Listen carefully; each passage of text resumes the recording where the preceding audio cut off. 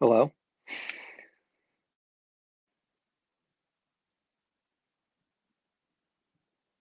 Can't hear you.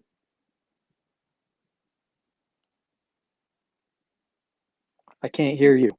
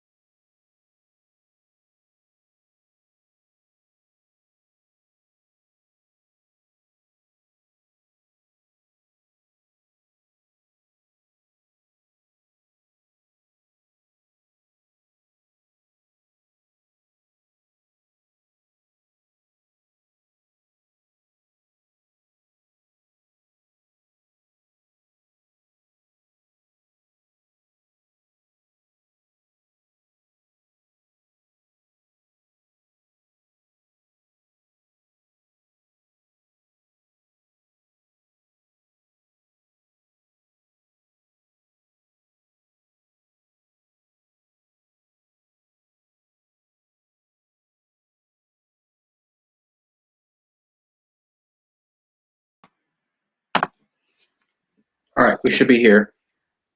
I think we're back. Can never be too sure, but I think we're back. I know I'm at least back. I can hear you perfectly now. Oh, we're back. We are back. For some 15 minutes later. For some reason, my laptop likes to want to update every single week when I have things plugged in. It was not the Instagram Live, as what may have been talked about by Todd. It was not the Instagram Live. But technically, we never gave the show a proper start. So if you stayed with us, thank you. If you're watching on YouTube. You didn't stay with us. There's no one watching this live, I'm sure. But now we go live. We have been live for 12 minutes. He's very frustrated, guys. It's going to be a great podcast. Very. So we are back. We are back. We are back. We are back, Toddy. We are back. And we are live for the 16th episode of the On the Bump podcast. Is it 16 or 17? I don't know. I think it's 16.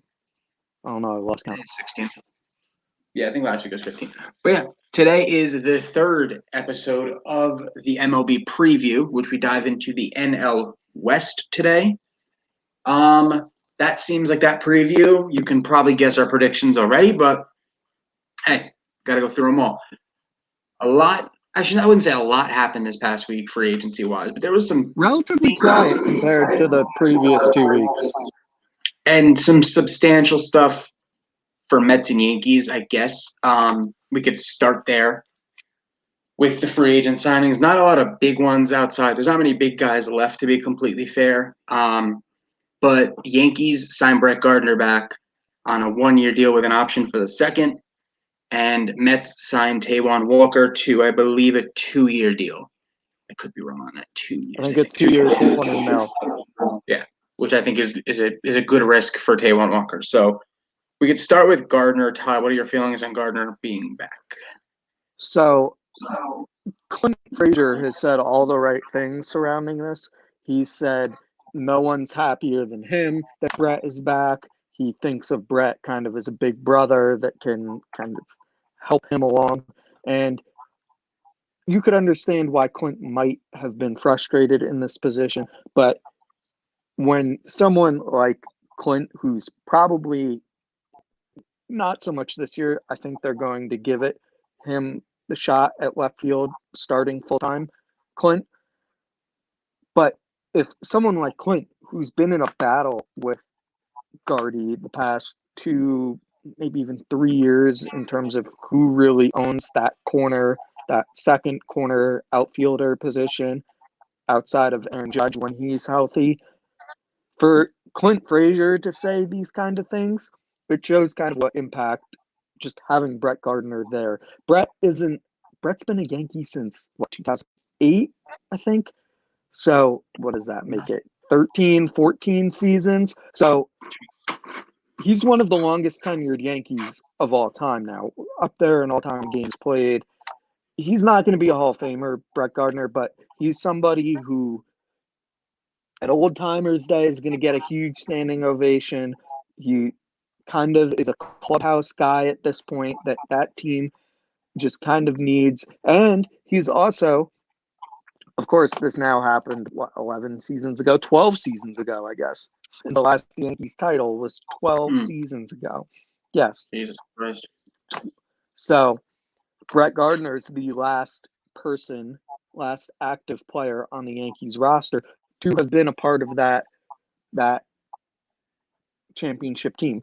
And to think of the Yankees' history and not having a guy on their roster that has won a title with the Yankees, I can't imagine when the last time the Yankees didn't have a roster with at least one guy who's won a world title with them on it.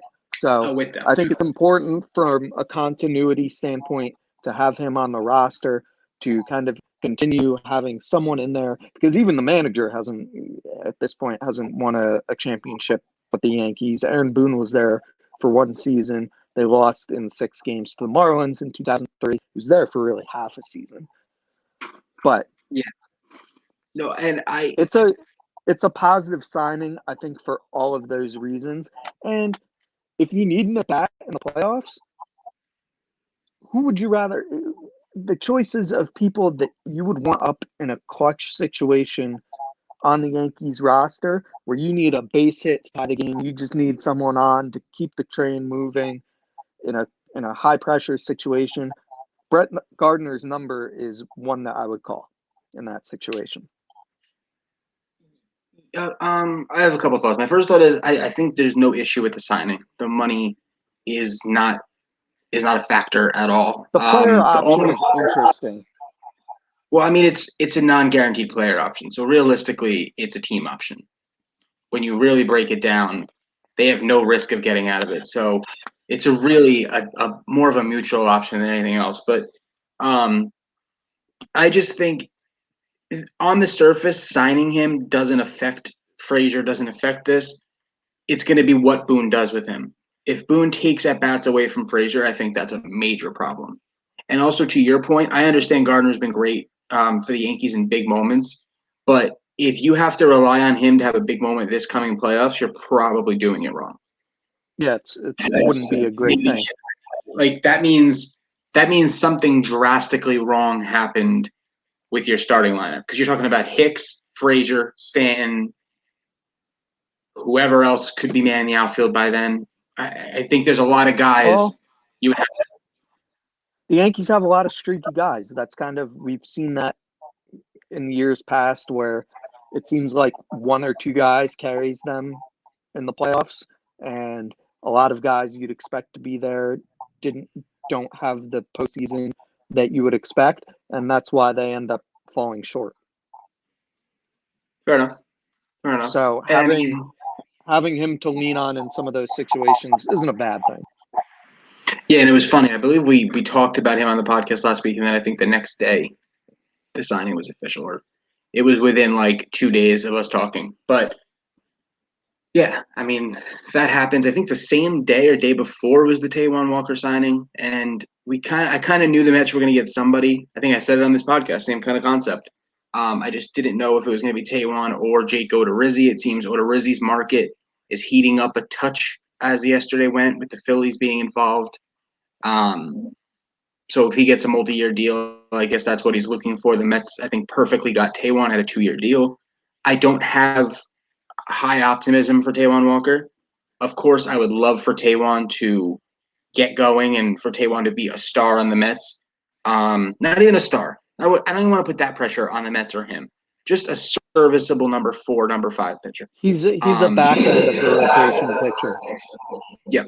And if he struggles, it's $10 million on a veteran guy that you took a risk on, and it's worth it. I would have rather personally a 1-year deal, but at the end of the day, it really doesn't matter for a 2-year. So Taijuan's a good arm. He's had some moments. He obviously has had potential since he came up. He has not touched that potential realistically.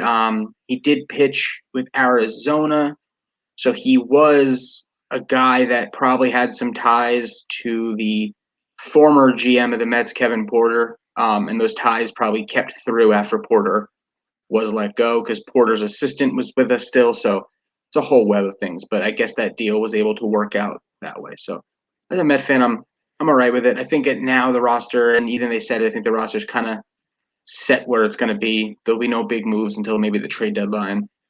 They'll revisit that third base situation.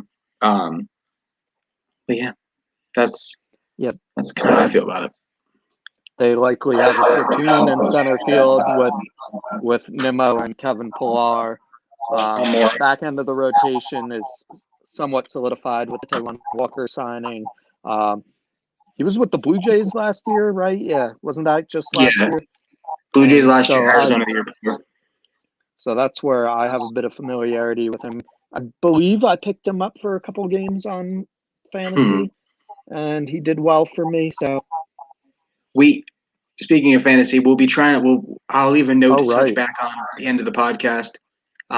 We will be doing something fantasy wise with DSN and be a pretty big lead, but we'll We'll talk at the end of the podcast. I'll leave myself a note over here. Also, real quick, if you're watching us on Instagram Live, thank you. We also are on our YouTube page at the On the Bump YouTube page. Easy to find. Actually, sorry, the Daily Sports Network YouTube page. Meant to say that. Easy to find.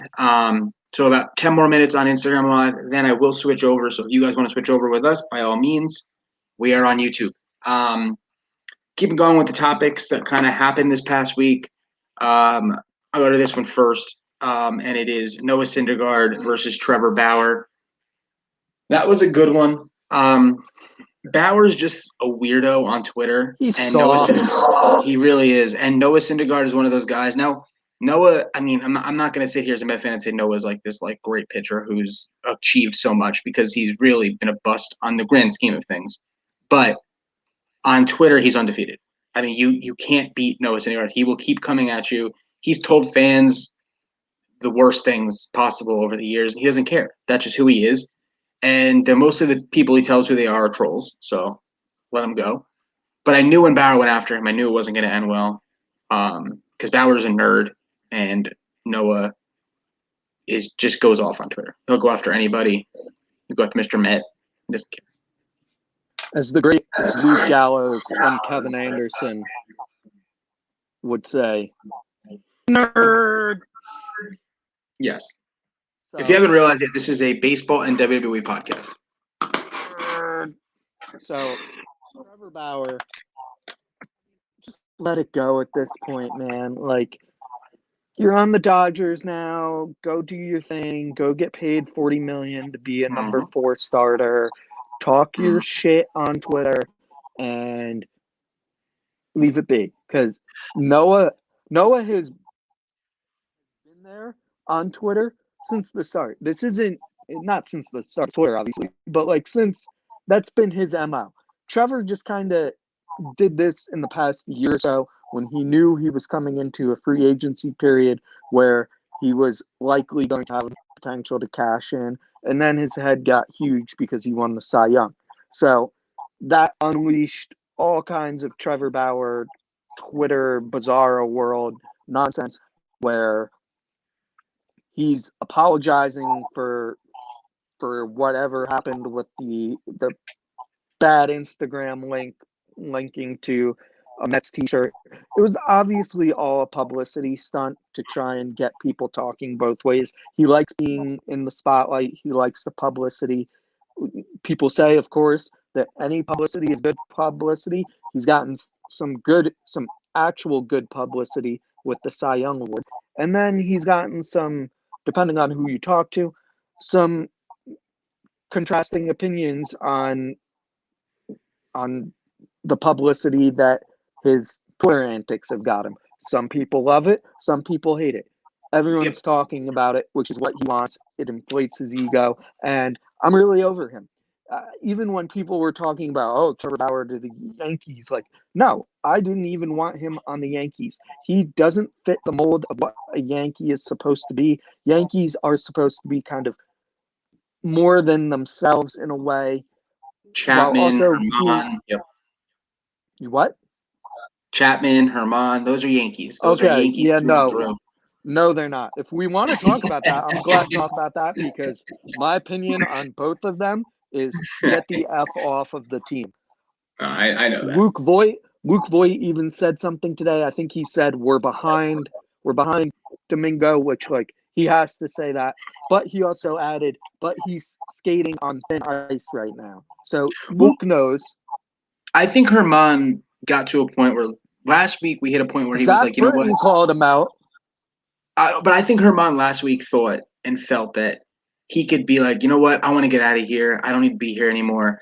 Then realized if he gets released by the Yankees, that will be maybe over. If he can somehow salvage staying on the roster, over.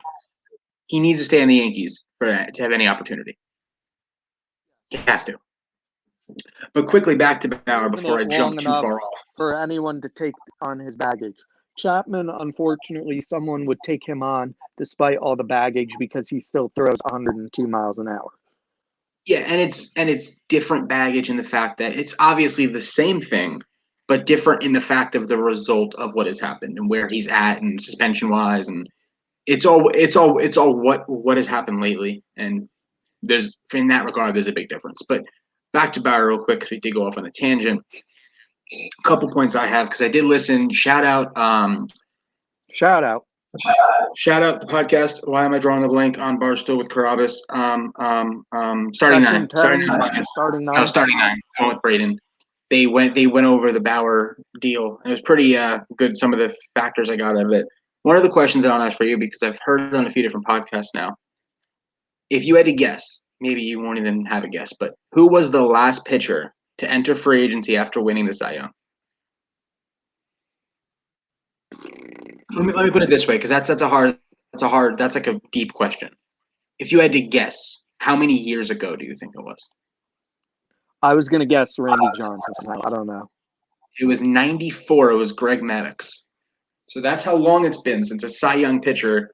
The closest thing we've had was Cy Youngs get traded. So I think R.A. Dickey, who ironically got Noah Syndergaard, and Travis d'Arnaud was traded right after his Cy Young season. So it's rare territory. And all we heard from Bauer and his camp was we were going to be able to watch this free agency unfold. It was going to be a deep insight onto the whole free agency. And quite frankly, that didn't happen. And quite frankly, he thought he was going to become I think because the market was not what he thought it was going to be. 100%. There were probably only 2 or 3 players in this in reality. I am interested to see and someone else. Angels. I think Angels were the third. I think Angels were, and maybe the Blue Jays at some times. Maybe the Padres. Padres, I think, were done once Snell was done. Well, yeah. So, but I think he thought that he was going to become this hero for the one team he signs with, and whoever missed on him, like the Mets, he'd be a villain to them. I don't think he was fully ready to become hated by most fan bases because I really think it turned on him fast. I don't think it's just the Mets. I think a lot of baseball fans who even still were able to like him and tolerate him, like I'll say I was before all this happened, I think have now flipped that page because of how obnoxious he was through this whole process. So his antics way outweigh his ability. You know, some star players, like you think of star players in other sports. The first name that comes to mind when I think of diva in other sports is Terrell Owens, or as Skip Bayless would say, team obliterator. Like the thing is though, with a guy like T.O.'s a Hall of Famer, one of the best wide receivers of all time. And teams were going to take that on. Yes, lots of people didn't like T.O. He rubbed a lot of people the wrong way, but you couldn't doubt his ability. Here, it's Bauer's not. Yeah. Do I doubt Bauer's ability? Yes. No, I know. I said you can. You can. You can. Yeah. He's not a good pitcher, but he's not this like all-world, all-attitude guy that can just be like, I'm the best. Like, I can do whatever I want, say whatever I want, and it's not going to matter. Especially, he's going to the Dodgers, who have championship pedigree because, they just won last year, and they've been to the World Series, 3 out of the last 4 years, 2 out of the last 3. So they have a bunch of guys who are disciplined, know what they want, know how to get it done. And you don't hear too much about the Dodgers on the Twitterverse, on anything of that nature, even though they're in LA where it's celebrity driven because they want to win. And I don't want to work there. I don't want to discount the fact that is there a chance that through the way he takes care of his body, his analytics, his everything about him, that he continues this? Of course. I don't want to sound naive, but I also feel the fact he was gung-ho on the 1-year deals. And technically he got 3 1-year deals is technically what he got. But I had heard that he was offered the identical contract to Garrett Cole by another team over, I think, what's Garrett Cole, 7 years? 9 years. 9 years. No way. Well, okay, then it wasn't 9 years. It wasn't. Let me rephrase that. It was close. It was 7 years at the AAV of Garrett Cole. So would have been less AAV number total, but 7 years. And if I were him, I would have took the certainty of the 7 years. I know he wanted those 1-year deals, but 7 years with guaranteed money seems a lot better because let's say he goes out this year, right, on a 1-year deal worth whatever it's worth, 45 for the first year. If he goes out and just puts up similar numbers, maybe wins another Cy Young, let's just speculate, and he wants to opt out, he's not going to get much more than the 40. I mean, that's still a record high for anybody. So I don't see what the 1-year deals do.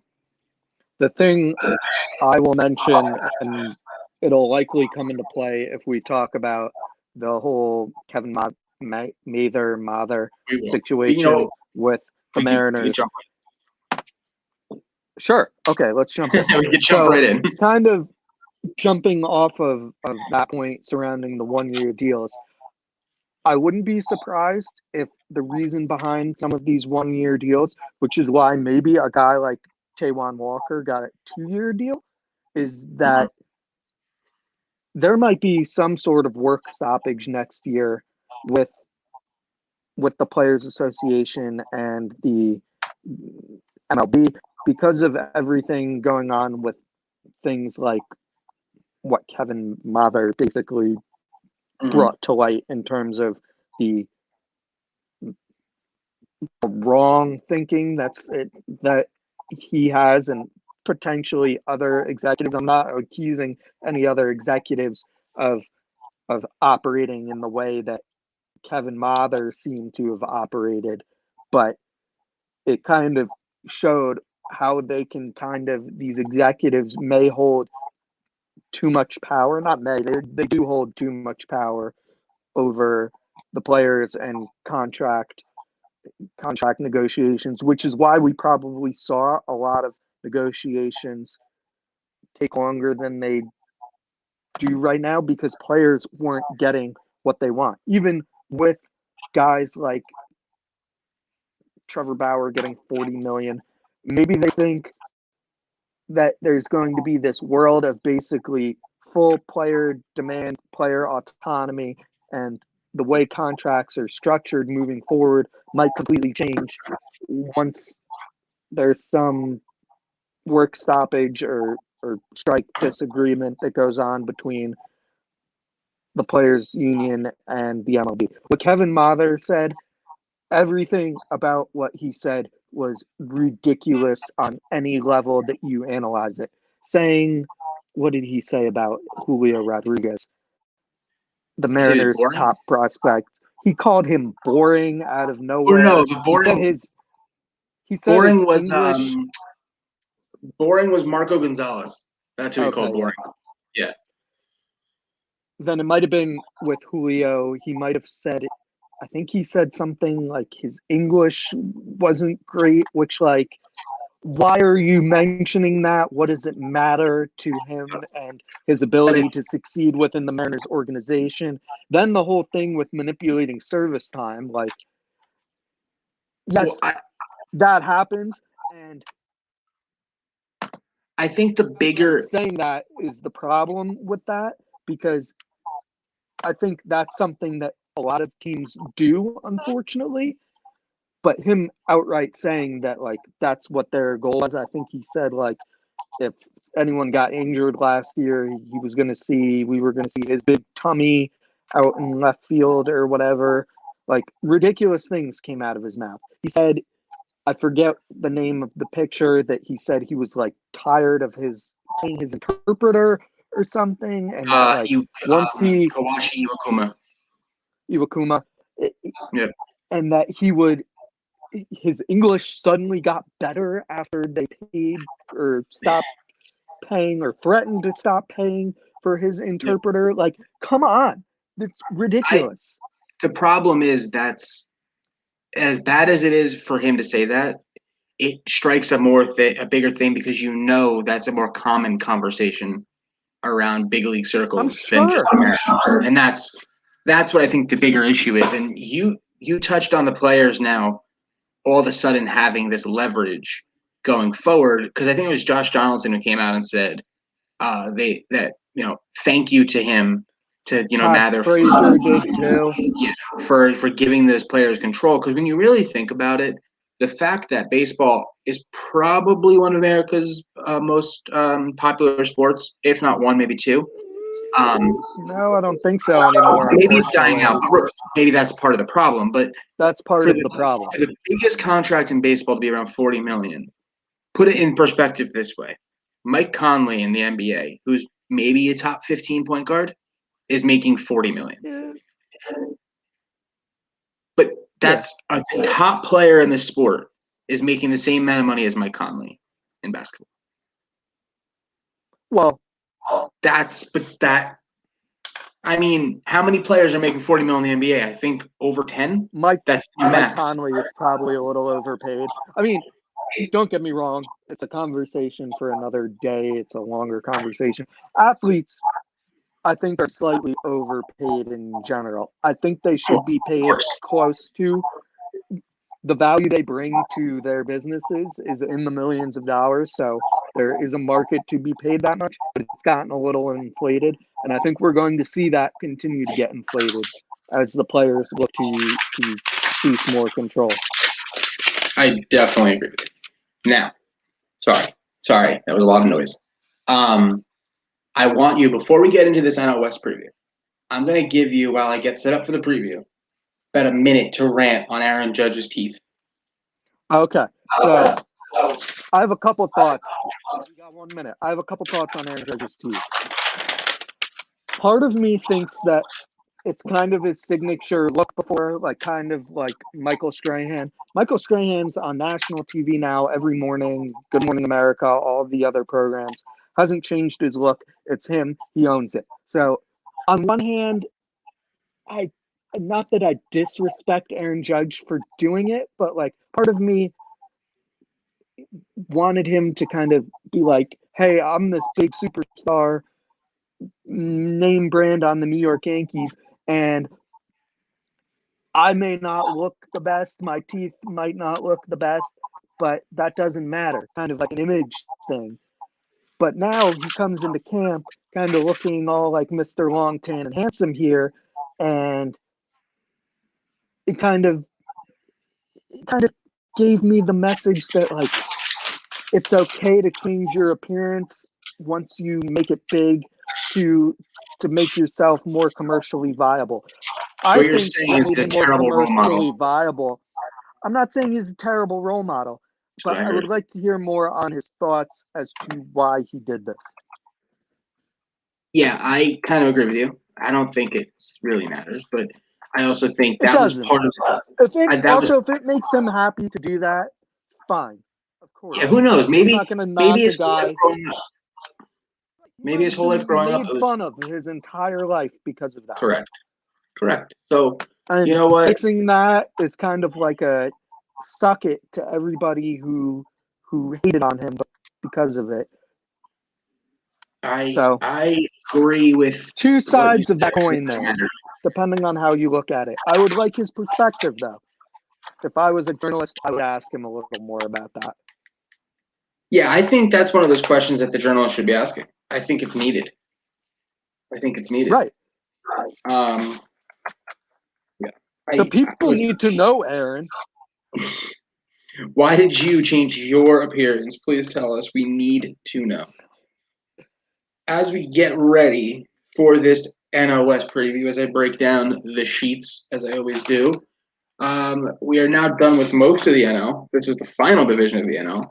Basically, if you're new to this breakdown, as we break down each team, me and Todd both say where we think they will finish, what the over-under will look like. I have the over-unders written down, and we will break down who we think the MVP and Cy Young of the division will be. So we'll burn through these, and I'm going to assume that we both are comfortable starting with the Giants. Oh, no, maybe not. Maybe I just gave you mine and you're going to have the Rockies. What are we talking about? I'm going to give you the Rockies while I think. You talk about the Rockies while I think that over. Rockies are a bottom 3 to 4 roster in all of baseball. I looked at their roster earlier. Their infield, there's one guy there, obviously Trevor Story. Charlie Blackmon, I feel bad for at this point. He's, 35? He's up there. And I would like to see him get a chance on a contending team. He's a guy who hits 330, 340, 350. He's a guy that could give a team, and it's not like it's not a Coors Field thing where most of those hits are home runs or anything.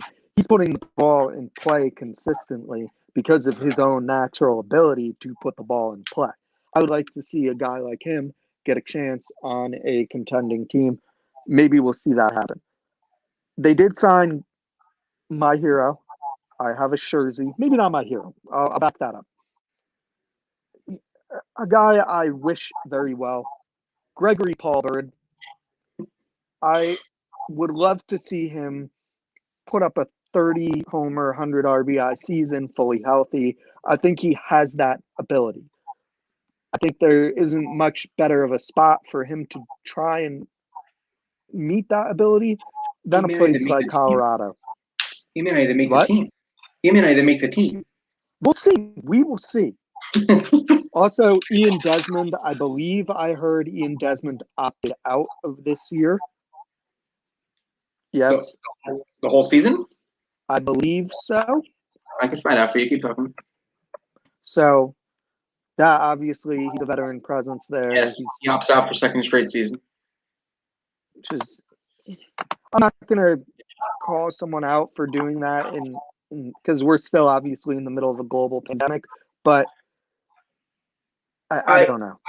I'm gonna really quick call him out slightly. I don't want to sound inconsiderate. Change the bottom to say NL West preview, by the way. So yes, that's a good point. There you go, Toddy. But last year, I did not blame any single person for opting out. This year, I feel like he's just getting into retirement before retirement, personally, because I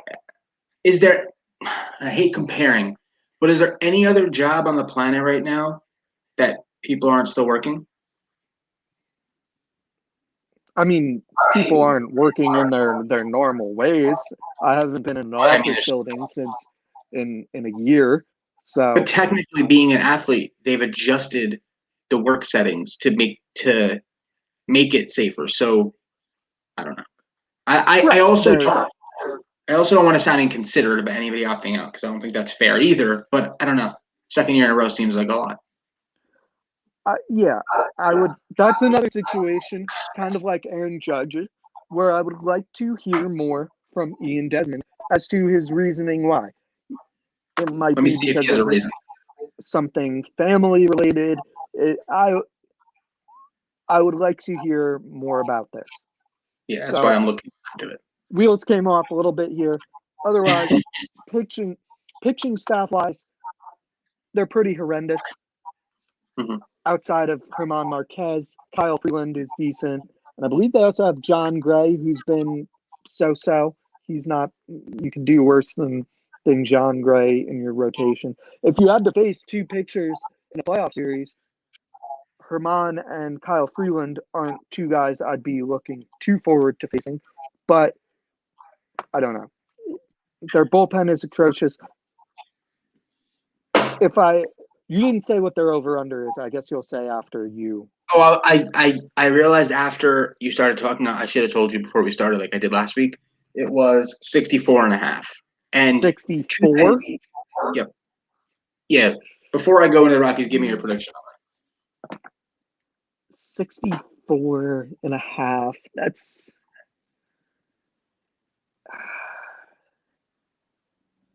I'm going to say under. I'll say they go 62 and 100. 62. I think this team's pretty bad. Couple comments here. First comment is I would like to apologize for saying the Giants name first. I did not fully process the Colorado Rockies before I said the Giants name. So please put that in the record books. Yeah. Second comment. Ian Desmond, the reasoning was the same reportedly as last week to spend time with family, but he did not opt out until Nolan Arenado was traded. Yeah. I mean, the spending time with family reason is a reason why guys retire. they retire from baseball because they've been playing baseball for 10 years. And they want to be able to, and their kids are getting older, and they want to be able to go to all the recitals and all the concerts and all the school plays and be there as a parent more than they have been able to because of their commitment to being a baseball player. So that's fine and respectable, of course, but then just retire. Yeah, he is 35, so it would be fully respectable to retire at this point. No one would blame him. But going to the Rockies before we drive two down, because I just started Googling Desmond and his mom's name is interesting, so we're not going to go down that rabbit hole. But Colorado Rockies are pretty bad. Trevor Story probably doesn't make it the whole year because he is a free agent at the end of the year, pending free agent. Rest of his lineup, like you said, is pretty bad. Herman Marquez is an excellent pitcher. He's one that probably can carry them a little bit. I believe John Gray was traded, I think, at this point. I think he's gone now. So this team's really bad. They don't have much of a shot. No? He wasn't traded? I said, okay. This team's got no real prospects either. They're kind of dead there. Their top prospect, Zach Veen, was the 9th overall pick last year, so he's years away. And then after that, it just kind of drops off. So, yeah, I agree with you. Rockies are the worst team in this division. And it could get a lot worse once they see that, although they kind of set the precedent for themselves when they gave away their best player for not great prospects. Yeah. So, but then again, you can't get good prospects for a top 10 to 15 player in baseball.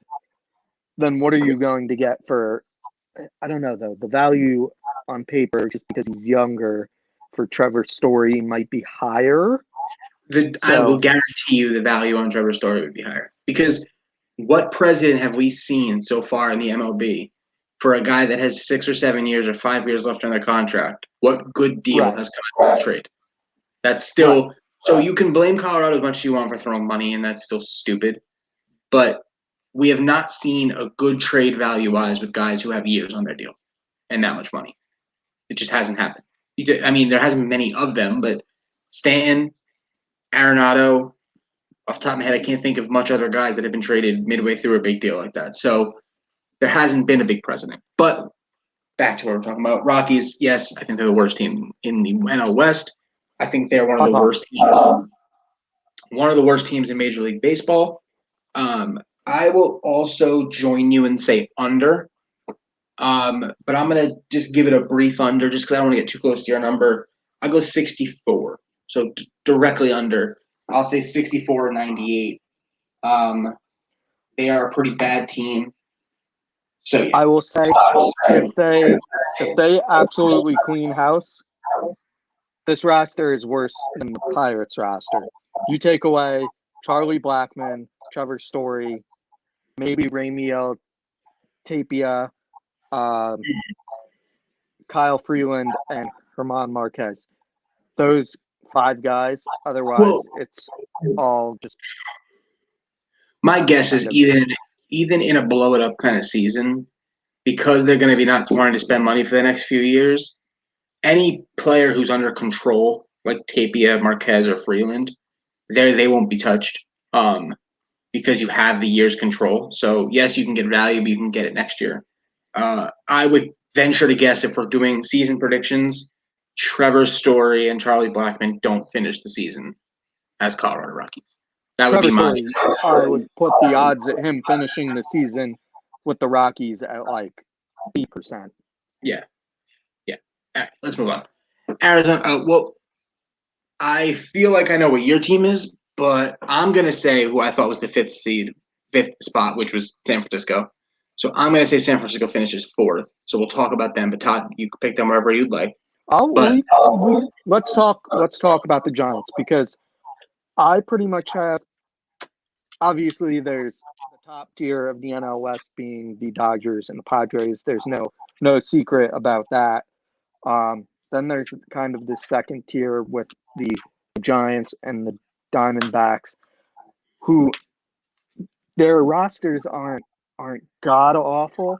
Like if you put these teams in the NL Central or the NL West, they could come in second or third. They could hang around for longer than you'd expect them to. I mean, if we're talking Giants, Johnny Cueto, obviously, Dausman, Jake McGee. There's some okay Aaron Sanchez, Alex Wood. Obviously, they have some infield guys who are kind of over their primes, or basically their entire rosters over their primes. They kind of didn't really retool after their 5-year run from like 2010 to 2015. They kind of just let this roster die out in a natural, unsettling way where most teams kind of try and retool with younger talent. They kind of went the opposite direction and doubled down on their older, aging, breaking down guys. Buster Posey, obviously a Hall of Famer, but his best years are behind him. Brandon Crawford's never been a high average guy. Evan Longoria's past years are behind him. Donovan Solano had some decent run at times. Brandon Belt has just kind of been so-so. Donovan Solano had a 326 last year. Mike Yastrzemski was obviously a revelation last year. He was never kind of a big deal prospect. What is he, 27, 28 now? So 20, a late bloomer there. He's actually older than people think as a prospect, but he's 30. But Mike Yastrzemski is a guy. He's going to be 31 in August. Yeah, 1990. Wow. Yeah, but this roster, I'm going to disagree with you. I'm going to say this roster is really bad. Outside of, again, shout out Mike Yastrzemski. I love Mike Yastrzemski. I think he's got. It's not god awful. No, it's god awful. I mean, your best players are outside of Yastrzemski. You have Buster Posey, Brandon Belt, Evan Longoria. Now, do not get me wrong. The top end of that farm system is buzzing. I will say that. Joey Bart, Marco Luciano, and then Ramos in center field. Those are three very, very, very talented prospects. So the top of that farm system is buzzing. They had a kid last year. I don't know if he's a kid. I should look at his age before I say it. Yeah, he's 26.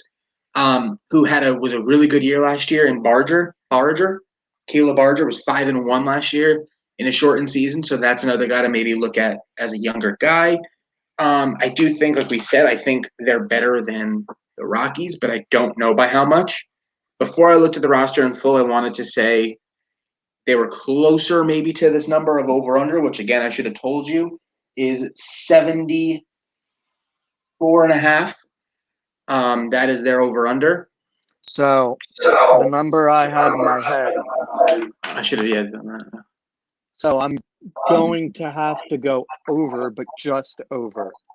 I'm saying they go 75 and 87. Okay. I think that's fair. That was the number in my head. I think that's fair. Let me make sure that number's right, because as I wrote it, I realized how bad my handwriting is, and I wasn't sure. Yeah, what did I say? I said 74.5? It was 75.5. Yeah. Okay, so under, I guess, just under. Okay. Yeah. So you got, what did you just say? 75 and 87. 75 and 87. That means you're saying just under, and you have them finishing where? Fourth or third? Fourth. I'll give them fourth. Yeah, like I said, I don't like this roster. I think they're actually kind of putrid. I do think I would love to say they'd be under 70 games, but I feel like it's too hard for a division to have two teams under 70 wins. I think it becomes a very difficult situation. Well, considering how top-heavy this division is, it's possible. Yeah, I guess it's possible. I'll say 73 and 89. So slightly under you. I definitely think under. I'll stay with that fourth spot. Yeah, this roster is not great, so I'm comfortable putting them in the fourth spot and saying under. So first two teams are under. Now I'm sure I could say this with utmost certainty. Number 3 will be the Arizona Diamondbacks for both of us. Yeah. I feel like this division's I'm not actually going to crazy. line up. This division's going to line up 5-1 exactly the same at this point. I thought the Giants and Diamondbacks could get weird. Maybe It not. could be. That could get weird. Okay, all right. I'll let you go. A But bold. Diamondbacks, It's not a prediction, but I wouldn't be. It wouldn't be completely shocking if one of the two teams somehow, well, maybe not the Giants, if the Diamondbacks hang around and are in contention for that second wild card. yeah, I mean, Maybe. I actually think this Diamondbacks roster isn't that bad. When you really break it down, the pitching rotation's got some nice pieces in Zach Gallen Zach and Allen. Madison Bumgarner. Bumgarner's still only 31. Yeah, 31. So And he's got that, Caleb Smith, Merrill Kelly, Luke Weaver. It's not a bad rotation. Then you talk about their lineup where you have guys like Marte, Escobar, David no, Peralta. Marte's Marlins. There, I will guarantee you there's a Marte on the Diamondbacks. The second baseman. Starling Marte. Oh, Kettle Marte, yes. Yeah, the better Marte. He is on the Diamondbacks. Eduardo Escobar, Nick Ahmed, David Peralta, Cole Calhoun. They have a nice lineup. It's not great. Yeah. It's not. It's nice. They have a nice roster. Nick Ahmed has been kind of fringe all-star range. Kettle Marte has done some nice things. Escobar doesn't really hit for average, but he hits for power. Same with Cole Calhoun, not an average guy, hits for power. Bob, I guess we'll call him producer Bob, had Cole Calhoun on his roster for a while. Peralta, they kind of have a lot of guys who are low average guys, but can hit for power and get streaky. David Peralta is going to surprise you. He batted 300 last year. On the butt. He might have had a cold streak at some point. Maybe, yeah, could be. And Stephen Vogt isn't a terrible option at catcher. He's had some runs before. Yeah, I mean, I like the catcher they have, Carson Kelly. He was in the Cardinal system for a while. I think he's a guy that gets better with age. And he might be down the line pretty good for them. Also, we talked about the fact that two teams are close to 70 wins, whether we give them 74 or 70. As much as that's going to help the Padres and the Dodgers, that's also going to help a team like the Diamondbacks. So, right, because they should beat up them on them just the same. And yeah, I think this Diamondbacks team, like I keep saying, I'll say it again, a nice roster. They're nice. Their over/under is 76.5. 76.5. So that's about right for them. I actually think it's a little under, I want to say, but barely. Like I'm going to give them 78 wins. I think they're just over. So that would make them, 78 and 84? Yeah, I was going to go 84 too. Okay. I think that's fair too. So we're both over. I think if they were in the NL Central, they could go 85 and 77. 85 and 77, that's not possible. Yes, it is. That adds up to 160. Math. 85 and 77. 85 wins, 77 losses. I thought you said 85 and 87. That's why I was like, hold on. Let's pause. We do not want to be at bad models for the kids and adding and subtracting. But yes, 85 and 77. Yes, that makes sense.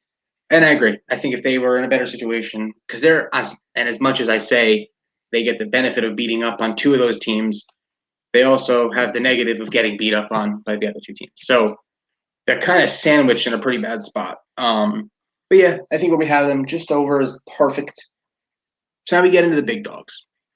Roman Reigns, the big dog. We'll start with the Padres. We'll start with the Padres.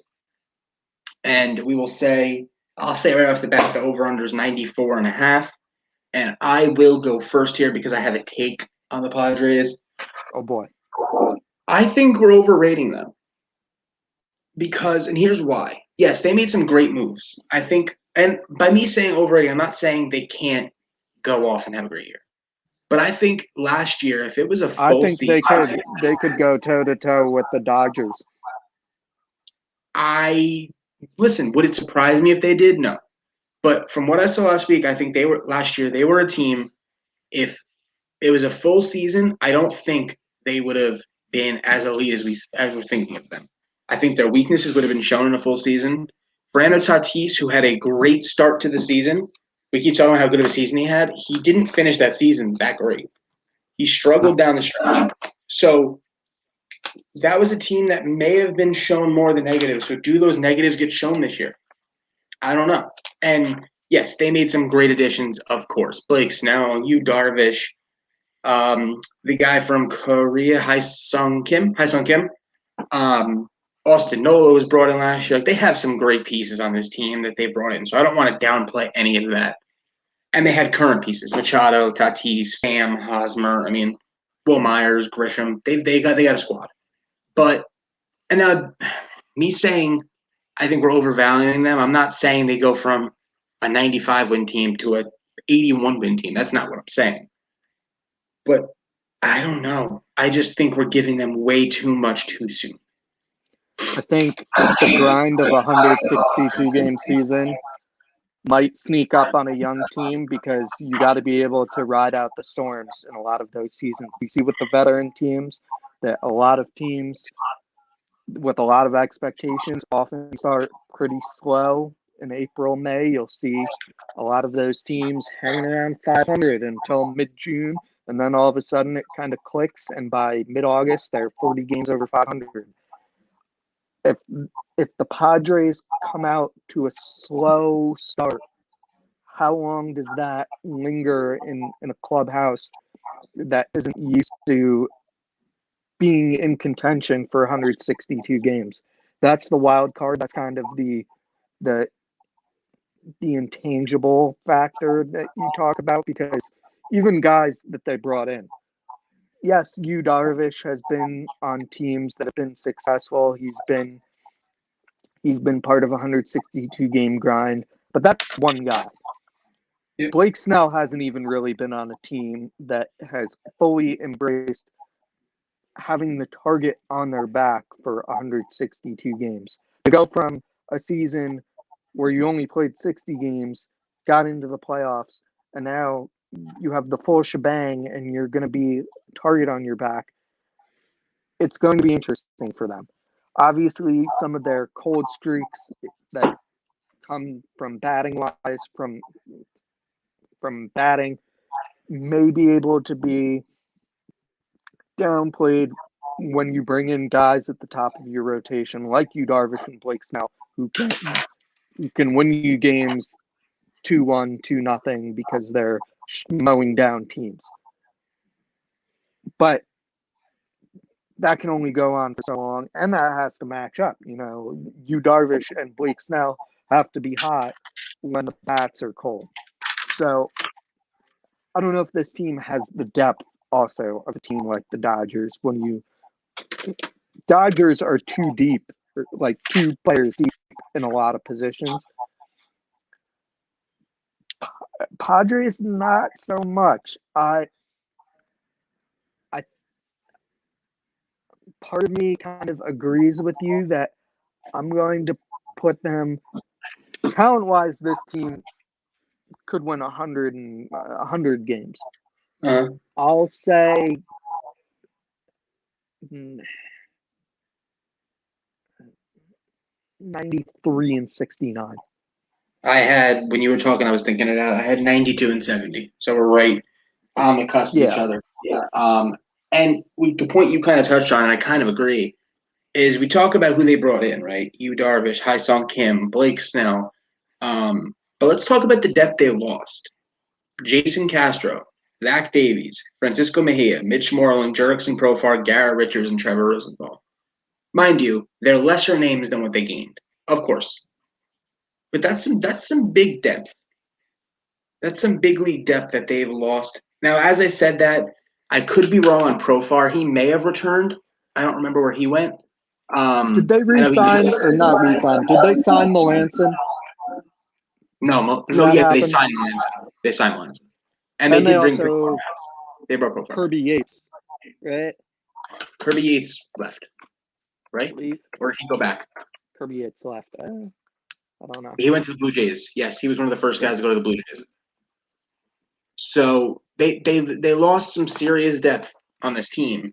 So with that being said, yeah, 92 and 70. You're 93 and 69. We're on the same cusp. We're both under. We have them finishing second. Now we get to the big dogs. Todd, what would you think is the Dodgers over/under? 101.5. Dead on the money. 101.5. Wow. It is a super high over/under. I did not look that up. No, I believe him. That's just a super high over/under. It's just incredibly. I think the next closest is the Yankees, and we'll get to them next episode. Maybe the last episode. I don't know, but whatever. We'll get to them. Dodgers are super good. Whether they got Trevor Bauer or not, whether they brought Justin Turner back or not, they were going to be. They could have made 0 additions. Yeah. Like they are just like you said, they're deep at each position, they're deep in the rotation, they're deep in the bullpen, they can give it to whoever they want. They have a good manager in Dave Roberts, who say what's wrong with Dave Roberts. I mean, 3 World Series in 4 years. You can't Wait. Derek Rose is starting, not Alfred Payton. What happened? He's out. Payton got hurt. I saw it before Payton was a game time decision. Payton and somebody else. But back to the Dodgers quick. Yeah, I think this team is legit. I think they are the number 1 team in this division. But I do think 101 games is not easy to surpass. It's not an easy number. I'll say they find a way to surpass it.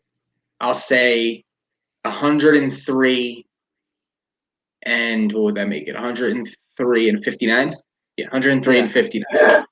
Don't forget David Price is coming back too. Correct. So that team has incredible depth pitching-wise. You think of, obviously, Kershaw. You think of Walker Buehler. Obviously, Trevor Bauer. David Dustin Price. May, Urias. Dustin May. Those first 4 could be number 1 guys on a lot of teams. And they have 4 of them. And then they have guys at the back end who would be higher up in other teams' rotations when you talk about a guy like Dustin May or Julio Urias. Julio Urias might end up as a setup man or closer. Yeah.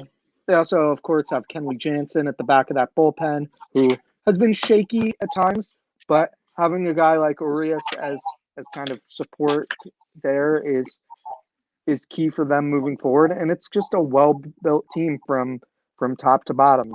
And Warner's been crazy. Max Muncy, Gavin Lux, obviously Cody Bellinger, Will Smith. The list goes on. Mookie Betts. You need to mention Mookie Betts. Yeah, Mookie Betts. But you know what's the crazy thing is we just talked about the rotation and bullpen, and we talked about Kenley, obviously, but there's 3 guys they have in that pen that they would be closer name for most teams. Brusdar Graterol, who's a young up-and-coming guy with some great stuff. Yeah. Didn't the Red Sox trade him in the? Yeah. Well, they didn't technically trade him. They could have got him from the Twins. So it was a 3-team deal with. No, remember 3-team deal because not Hugh Genru. Who was the one that went to the Twins? Kenta Maeda. He went to the Twins, which sent Graterol to the Dodgers. But it could have been Graterol to the Red Sox, but they didn't pass his medicals. But they should have just passed it because his stuff was great. Then you got guys like Blake Trinan, Tony Gonsolin, Corey Knebel, who was traded from the Brewers. So they have arms. They have arms for days. They have bats for days. They're the best team in the NL. It's not really. It's close. I don't think it's that. Well, they're the best team in the NL. Braves took them 7 games. But the Braves are probably the second best team in baseball, in my opinion. Although Pacoda has them at 82 and 80 somehow. I think the top 5 teams in baseball, 4 of them come from the NL. I think it's Yankees, what would be the AL team. And then it's Dodgers, Braves, Padres, Mets, Yankees. I think that's the top 5. I don't No from any of the division. You could maybe talk me into the Cardinals. You could try to talk me into the White Sox, which we'll You talk could about talk next me season. into the White Sox, maybe. Yeah, that's the only team. And if you look at the odds for the World Series, that's literally the breakdown. It's the four NL teams, the Yankees and the White Sox are on the outside, kind of peeking in. So yeah, I mean, Dodgers are the team. They're the team to beat for sure. That can't be denied. They're the World Series champions. They're the team to beat. Also, they brought in a guy that Todd loves, Tommy Kahnle. Oh, that's right. I can't believe I didn't mention that. He is a well. When they add so many guys, a high quality arm too that has closer stuff. He comes in and throws gas. Correct, but don't sleep. I understand they're the Dodgers, but they lost some key players that shouldn't matter. But you talk about Hernandez to the Red Sox. They lose Baez. They lost Jimmy Nelson. They lost Jock Peterson. They lost Alex Wood. Now, it's not substantial because of what they brought in and what they have, but it's not great to lose guys from a World Series roster. It never is. But they should be happy they brought Justin Turner back and got that done with. So we're in agreement. The Los Angeles Dodgers. Oh, you didn't give me your total. I'll say 105 and 57. 105-57. He has him over in first. So we literally have the same predictions all the way through for the NL West. Overs, unders line up, places line up, records don't obviously line up. Now, before we go to finish this podcast off, Todd, your MVP for the NL West. I'm going to say, I will say it's got to be Mookie. Mm-hmm. I know it's not that's kind of a by the book pick, but obviously you could consider Cody Bellinger as well. There are a couple guys on the Dodgers you could consider. Seager, he was World Series MVP.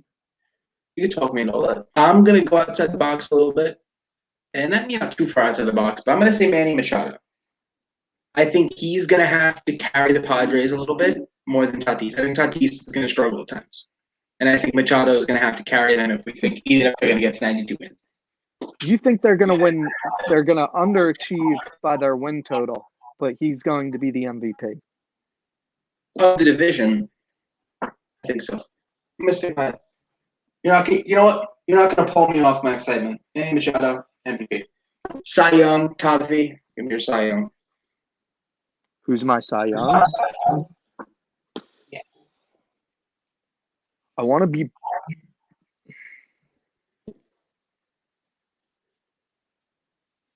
I'm going to say, because of how deep the Dodgers rotation is, that not one of those guys is going to stand out from the pack, and you won't be able to choose one from the next. So I will go Blake Snell. I think he's going to. I think he's also angry at kind of how things transpired with Kevin Cash and the Rays, and how that situation played out.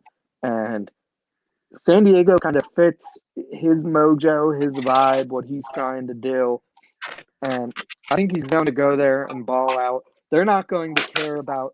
Also, praise of Larry Rothschild, the pitching coach of the Padres, but he's not a guy that's going to be like, okay, it's the top of the seventh on a Tuesday with the 3-2 count, and you pitched 64 pitches, and the wind is blowing out of the northwest at 3 miles an hour. He's just going to let his guys go and kind of figure it out, which take that either way, because that doesn't really help young pitchers develop. But when you have a veteran staff, guys like that can figure it out and have their own ways of getting through those moments. So I think it could be a big season for Blake Snell. Agreed. I'm going to go Walker Buehler. I'll go chalk here. I think if Buehler doesn't win it this year, he's going to win it someday. So my second choice would have been David Price. Wow. That's dark horse. Bold take. Not bold take. Actually, not a bold take at all. The Cy Young winner in the NL will obviously be from the Dodgers or Padres. If it's not, I'd be shocked. You think the total NL? The NL Cy Young will be from the Dodgers or Padres, yes. So you're just discounting the two-time Cy Young winner Jacob deGrom. Yes. Oh, I'm writing that down too. Okay. Because that's asinine. That's craziness. The odds would actually tell you that the Cy He's Young not is going going. to come. I will tell you, it's like LeBron. You could give LeBron the MVP title, the MVP trophy, every single year, and it could be justified. By the numbers, not even only You DeGrom. could give Jacob deGrom the Cy Young just about every year and justify it. But not I even don't just think DeGrom. they're going to. The odds would tell you in general it's going to come from the NL East because DeGrom, Scherzer, Strasburg. Scherzer is not going to win it. Strasburg, But no. he's won it. He has won it, but he's not going to win it this year because that team's not going to be good. I think it was a crazy comment by you. I don't hate it. I like pushing the envelope a little bit. I think it was craziness. I do. Now, before the ongoing podcast ends, but Todd, did you have history for us there? I have a couple things. Actually, not really a couple things. There's a lot of random history tidbits this time of year is popular surrounding work stoppages, negotiations. 1965, MLB owners refused to raise the minimum salary requested by the Players Association to $7,000 from $6,000. So, to see how far we come salary-wise for baseball players in 56 years, pretty significant. Also, 1933, 30-year-old Tom Yawkey purchased the Boston Red Sox for $1.2 million. 30 years old. Yeah, and that seems like a lot for that era. 1.2 million. What did you say? 70? 1933. 33. Jesus, that's a lot for that period. And to be 30 and have that money? He got an inheritance from his stepfather. Oh, there you go. I don't know what Tom Yawkey's stepfather did, but clearly it was something good. Because I'm 30. Well, I'm not 30. I'm almost 30. I'm almost 30. 26. We're getting. Yeah, that's not almost 30. Let's not do that because it's closer to 30 than it's closer to 30 than 20. Yeah, sure. But we're not going to get that. That's a whole different podcast. No. Subject. So yeah, that is the On the Ball podcast, episode 16. Or 17. I don't know. No, I'm pretty sure it's 16 because I typed it in before. Unless it switched my typing for some reason. I feel pretty sure. Let's see. Oh no, Todd is right. Todd's right. It's episode 17. For some reason, let the record show. Let the record show. It is episode 17. The bottom line is incorrect, and I even edited it too. I looked it up. I actually did the research too. And tough. Yeah. So can we get this back on Spotify? Yeah, we'll try to get this back on Spotify, so it's more of a podcast. But for a while, YouTube was the platform. You know, YouTube's kind of dropped off a little bit, so we'll try to get it back. Yeah. Why are people not viewing us on YouTube? Yeah. We had a pop one episode of like 40 viewers a pop. We did. And then it always worries me. We've been doing the same thing advertising-wise or promotion-wise that we'd done for all the other episodes. So if anything, we're doing more. You tell me, people. If anything, we're doing more when it comes to Instagram and stuff. Yeah. I will say, if you want to make me panic, last week someone made me panic. It was a random, probably a robot on YouTube, but he commented with a time, right? So he commented and said like 45-second mark, which made me think, like, did I do something at the 45-second mark? What? Did something happen that I don't know what could have happened, but did something happen in that mark that everyone's gonna watch, and we're gonna go famous because my nipple came out or something? That's immediately what I thought, and then I looked it up and it was nothing. It was just the 45-second mark. It was just He was probably a robot that was just typing. So if you want to make me worry, just type a random time slot into the comments and I'll panic. Yeah, that's episode 17. Todd, another great one. The New York Knicks. I almost said it. I almost just repeated it for no reason because my brain went that way. National League's over. Next week will be the AL. Should we do the West? West with East last. So AL West preview. I look forward to it. Todd, we'll see you next week. Oh yeah, I'll be.